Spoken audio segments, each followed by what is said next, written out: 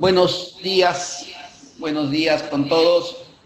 Nuevamente reciban el saludo de la unidad de telesalud y telemedicina del Hospital Cayetano Heredia, como todos los lunes al mediodía, continuando con nuestro programa de capacitación. Hoy día tengo el gusto y el honor de presentar al doctor Alfredo Berrocal Casay, médico especialista en reumatología, un experto en el manejo del tema. Hoy día va a hablar sobre osteoporosis. Es un médico muy conocido, muy entendido, y que nos asegura que la presentación tenga todas las características de que podamos manejar adecuadamente esta patología. Sin más preámbulos, lo dejo con el doctor Berrocal, haciendo la observación de que vamos a permitir hacer las preguntas a través de voz, ¿no? y de imagen, si les parece correcto, para que el doctor pueda ir resolviendo aquellas dudas que puedan irse desarrollando en la presentación. Sin más preámbulos, nuevamente, lo dejo con el doctor Berrocal. Adelante. ¿Ya? Buenas tardes, muchas gracias por estar presentes. La mecánica hoy día es diferente a las demás, no va a haber una presentación en PowerPoint. Lo que yo voy a hacer es explicarles un poco lo que es la osteoporosis, el cuadro clínico, qué exámenes pedir, cuál es el tratamiento, por qué debemos diagnosticarla y tratarla en pocos minutos, y luego lo que me gustaría mucho es que haya una interacción con ustedes para que pregunten las dudas que tengan con respecto a lo concerniente al tema de osteoporosis, tanto en la parte clínica como en la parte terapéutica. Debo comenzar diciendo que la osteoporosis es una enfermedad esquelética difusa que disminuye la resistencia del hueso y aumenta el riesgo de fractura. ¿Y por qué es importante la fractura? Porque las fracturas, sobre todo a nivel vertebral y cadera, aumentan el riesgo de morbimortalidad de los pacientes. Se dice, por ejemplo, que hasta el 20% de las fracturas de cadera osteoporóticas pueden fallecer en los primeros 12 meses después de dicha fractura osteoporótica.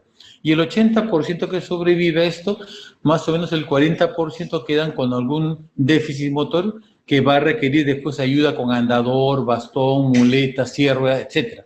Por lo tanto, como ustedes ven, es bien importante prevenir la fractura de cadera. Pero igual, las fracturas vertebrales también son importantes. Se dice que por encima de los 50 años de edad, toda mujer posmenopáusica va a tener un riesgo de fractura vertebral de por lo menos entre el 20 y 25% a lo largo de su vida. Entonces eso es importante porque puede causar dolor con limitación funcional y aumenta el riesgo de mortalidad. ¿Por qué? Porque al disminuir, sobre todo las fracturas vertebrales dorsales, al disminuir la caja torácica, aumenta el gasto cardíaco, aumenta el problema pulmonar y esto es causa de morbimortalidad también en estos pacientes. ¿Cuáles son las manifestaciones clínicas de la osteoporosis? ¿Causa dolor? No, realmente no. Mucha gente dice, doctor, me duele el hombro, me duele la espalda, ¿debo tener osteoporosis? Pues no es así, señores. La osteoporosis no duele hasta que el hueso se fractura. Sin embargo, recordemos que hasta el 80% de las fracturas vertebrales por osteoporosis nunca duelen. Entonces, ¿cómo sospechamos? ¿Cómo deben sospecharlo ustedes? Deben sospecharla en aquellas mujeres posmenopáusicas que comienzan a perder talla. Se dice que una pérdida histórica de más de 4 centímetros de altura a lo largo de su vida debe hacernos sospechar en osteoporosis con fracturas vertebrales osteoporóticas. Esas mujeres que se están encorvando, también deberíamos sospechar fuertemente la presencia de fracturas osteoporóticas a nivel dorsal. Entonces, eso es importante. ¿Cuál es el gol estándar para el diagnóstico de la osteoporosis? El gol estándar o el método de oro, método dorado, es la densitometría ósea. Si nosotros vemos una radiografía con una fractura vertebral, sí, es muy probable que tenga osteoporosis posmenopáusica, por ejemplo, pero recordemos que ustedes deben hacer algunos exámenes auxiliares antes de asumir claramente que tenga fractura vertebral osteoporótica, posmenopáusica o primario. Yo les recomendaría un hemograma para estar seguro que no tiene mieloma múltiple. Muchos me pueden decir, pero no se ve apolillado o lesiones líticas en todas las vértebras. Bueno, yo les puedo garantizar que van a haber muchos pacientes con mieloma que debuta con fractura vertebral única o múltiple y que no van a haber lesiones desacabocadas en la placa. Entonces, ojo, un hemograma los ayuda para estar seguros que no hay anemia, que nos haga sospechar en mieloma. Calcio en sangre, calcio en orina 24 horas para descartar hiperparatiroidismo o alguna lesión lítica metastásica que pueda estar dando hipercalcemia. Queratinina, porque enfermedad renal crónica también se asocia a alto riesgo de pérdida de masa ósea. Entonces, eso es lo mínimo que ustedes deberían pedir. El diagnóstico, como ya les dije, es con densitometría ósea, que es un examen sencillo con una radiación mínima. Y ojo, ¿el truco cuál es? El truco es, al iniciar tratamiento, si uno quiere ver respuesta al tratamiento que le estamos dando, por favor les recomiendo que la densitometría ósea siempre el control sea con la misma máquina, no con diferentes máquinas. ¿Por qué? Porque el software de cada máquina es único y nos permite predecir si hay respuesta o no al tratamiento que le estamos dando al paciente. Entonces, por favor, una recomendación importante es que el control que le hagamos para dar respuesta al tratamiento sea idealmente con la misma máquina con la cual hicimos el primer examen de densitometría ósea.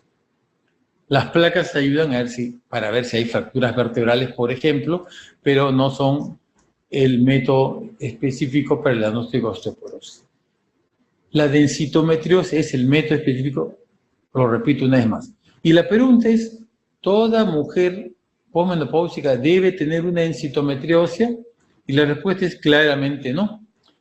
La literatura, las guías internacionales recomiendan que uno pida densitometría ósea rutinariamente a toda mujer posmenopáusica mayor de 65 años de edad o a todo varón mayor de 70 años de edad.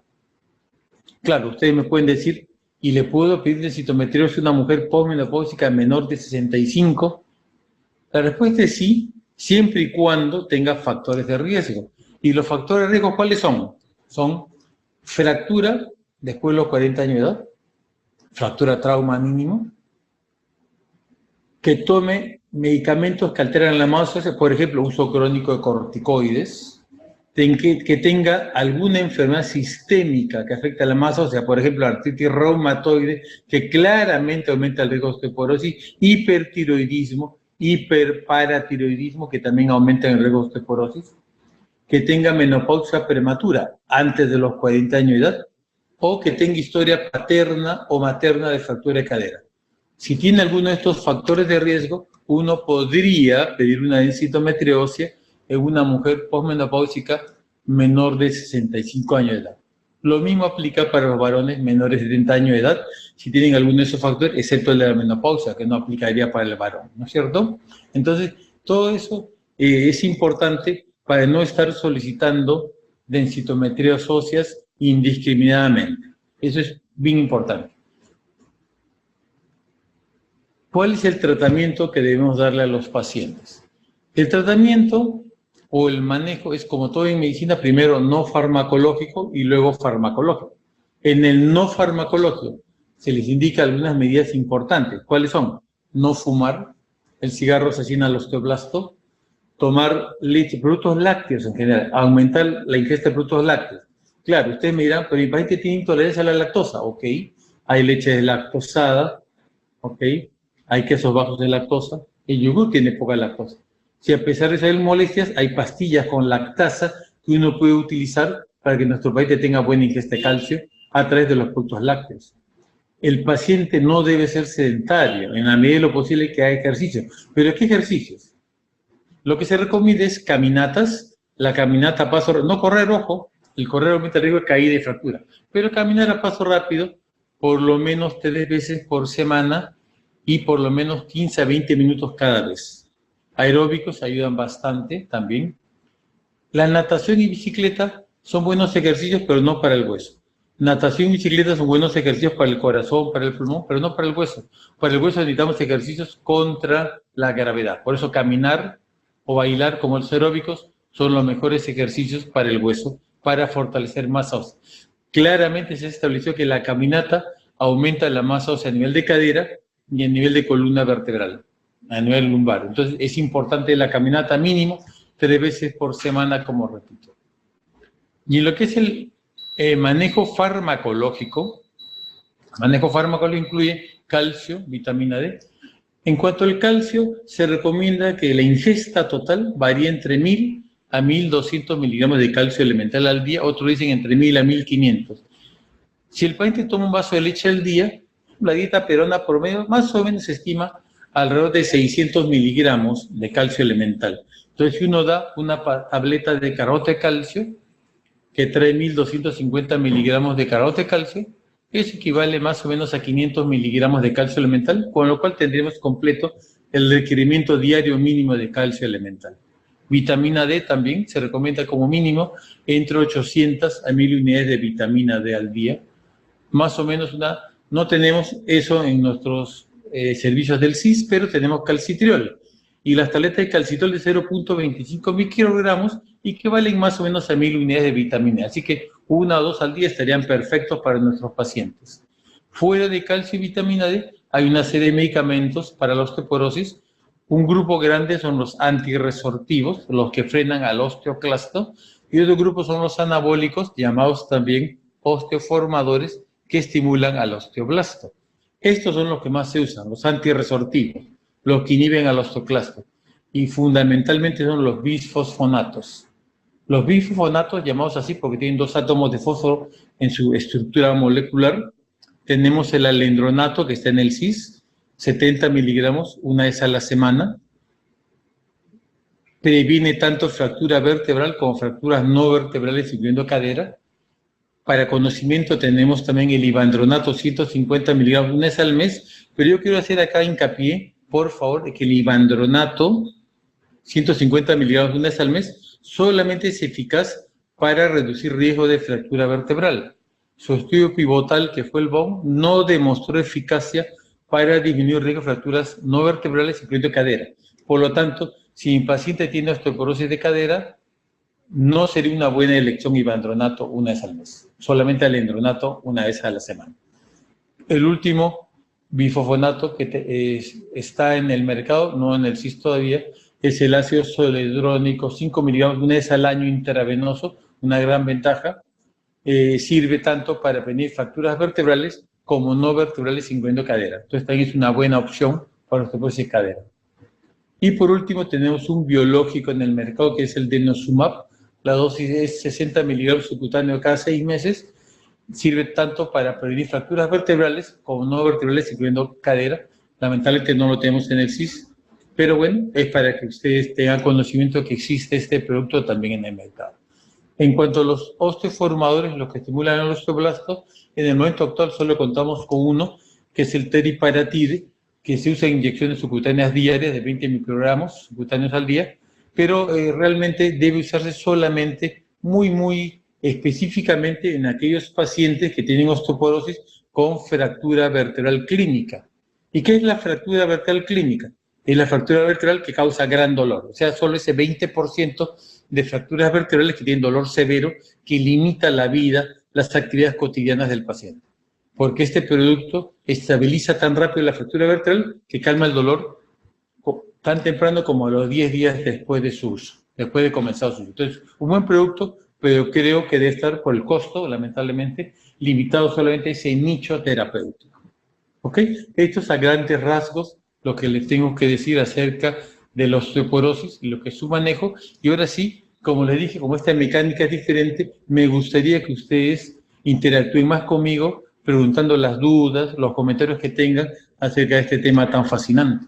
Escucho sus preguntas o sus comentarios. Aló, buenos días. Aló, buenos días. Hola, buenos días. Ya. Doctor, buenos días. Disculpe, estábamos viendo cómo nos comunicamos con usted. Lo que quisiera... Okay. Ya, disculpe. Doctor, quisiera que de repente nos pueda ampliar sobre la densitometría, cómo debemos solicitarla, en función a qué debemos solicitarla, qué tipo de densitometría debemos solicitar dependiendo del tipo de por decir, queremos ver una osteoporosis de repente en alguna zona del cuerpo o en general o generalizada. No sé si nos podría aclarar sobre eso, por favor.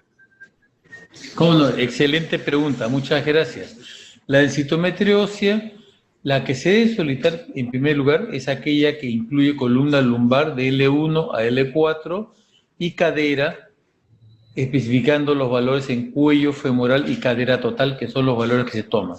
Cuando uno toma una densitometría ósea, si usted ve en el informe, hay una columna T y una columna Z.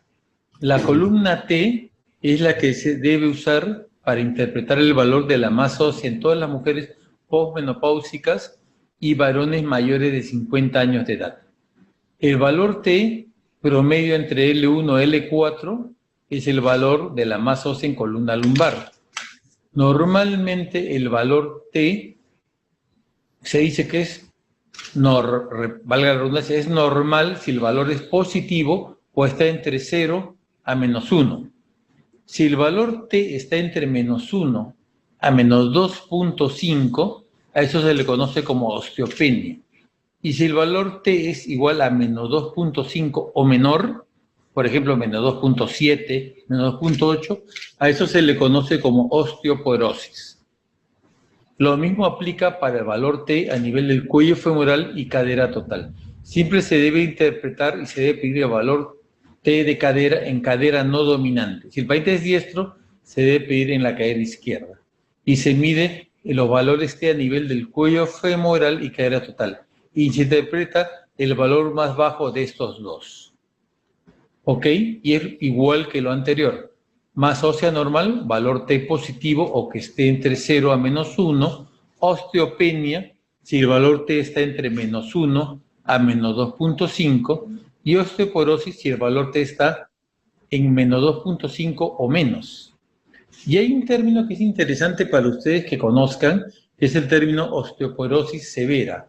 El término osteoporosis severa es un término que no aplica para el valor, ojo, de la densitometría ósea. Es importante que ustedes sepan eso. El término osteoporosis severa es un término que está acuñado para describir todos aquellos pacientes con valor T igual o menor a -2.5 y que tienen por lo menos una fractura a trauma mínimo. Las fracturas a trauma mínimo, llamadas también fracturas por fragilidad o de bajo impacto, son aquellas fracturas que se dan cuando el paciente que está de pie, o sea, sobre el nivel del suelo, de pie, se resbala y se cae. Si se resbala el paciente y se cae, y se fractura cadera, antebrazo, una vértebra, el húmero, a eso se le conoce como fractura atraumática o a trauma mínimo o de bajo impacto. ¿Ok? Entonces, esas son fracturas osteoporóticas. Es decir, que si yo me caigo de la escalera, me caigo de un segundo piso, me atropella el carro, esas no son fracturas osteoporóticas, son fracturas traumáticas.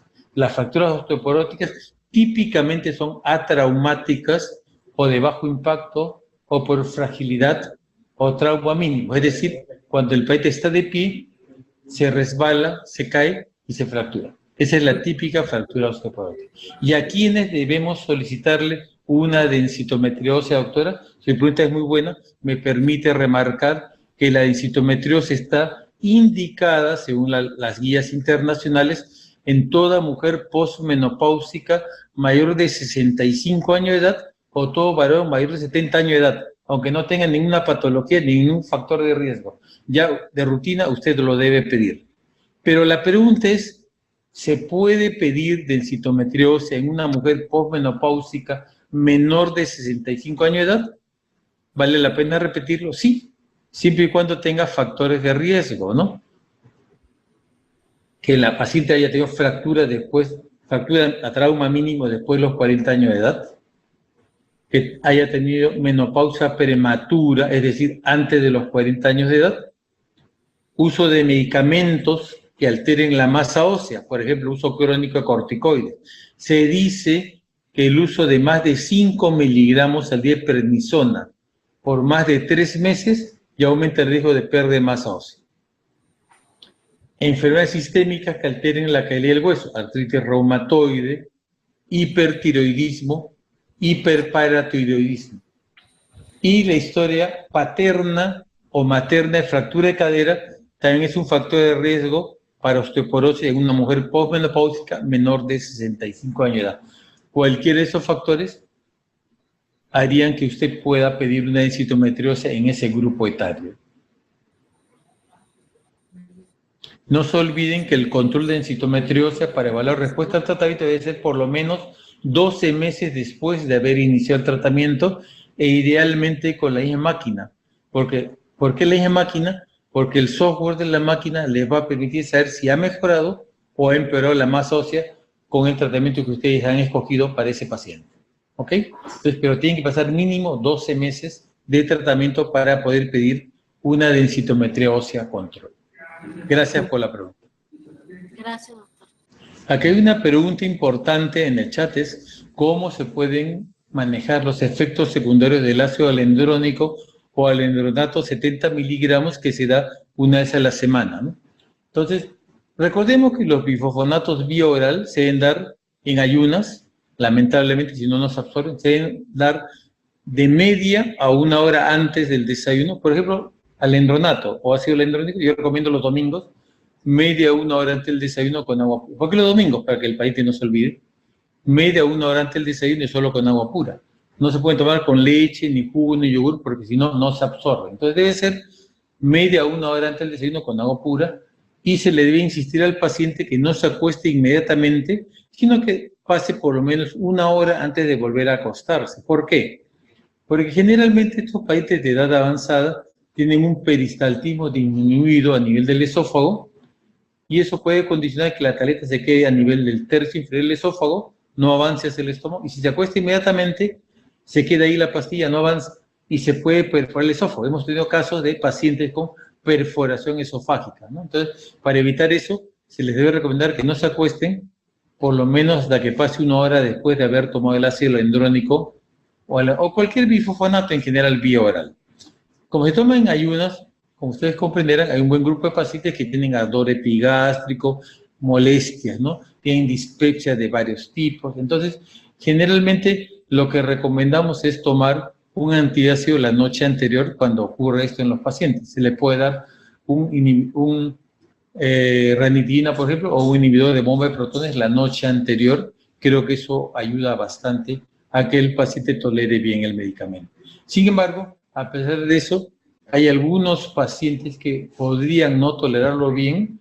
Entonces, en esos casos, bueno, si hay la posibilidad, se puede usar un medicamento vía parenteral, que puede ser el ácido zoledrónico intravenoso una vez al año, o el denosumab subcutáneo cada 6 meses. Ustedes, por supuesto, pueden considerar usar también inhibidores de bomba de protones todos los días, excepto el domingo, que el paciente tomaría teóricamente el alendronato. En todo caso, que lo puede tomar el sábado en la noche. Y de esa manera también pueden disminuir el riesgo de epigastralgia por este medicamento. Ok, vemos que no hay más consultas. Les agradezco mucho el tiempo, la asistencia, la atención a esta reunión y quiero invitarlos también para comentarles que si alguno de ustedes tiene algún caso reumatológico en el cual tengan alguna duda sobre el diagnóstico, los exámenes auxiliares a solicitar o el manejo del paciente, con mucho gusto nos pueden consultar y podemos hacer una teleconferencia a través de este medio para poder beneficiar al paciente. Entonces, quedamos a la espera de las consultas que ustedes puedan tener con nosotros con respecto a cualquier paciente reumatológico. Específicamente, mi área es el de artritis reumatoide, lupus eritematoso sistémico, miopatías inflamatorias y artritis por cristales. Al igual que osteoporosis, por supuesto, ¿no? Entonces, todo lo relacionado a cualquiera de esas áreas, encantado de poder contribuir con ustedes para discutir pacientes si es que tienen alguna duda, repito, en lo que es el diagnóstico, los exámenes a solicitar o el manejo a seguir. Muchas gracias, hasta luego.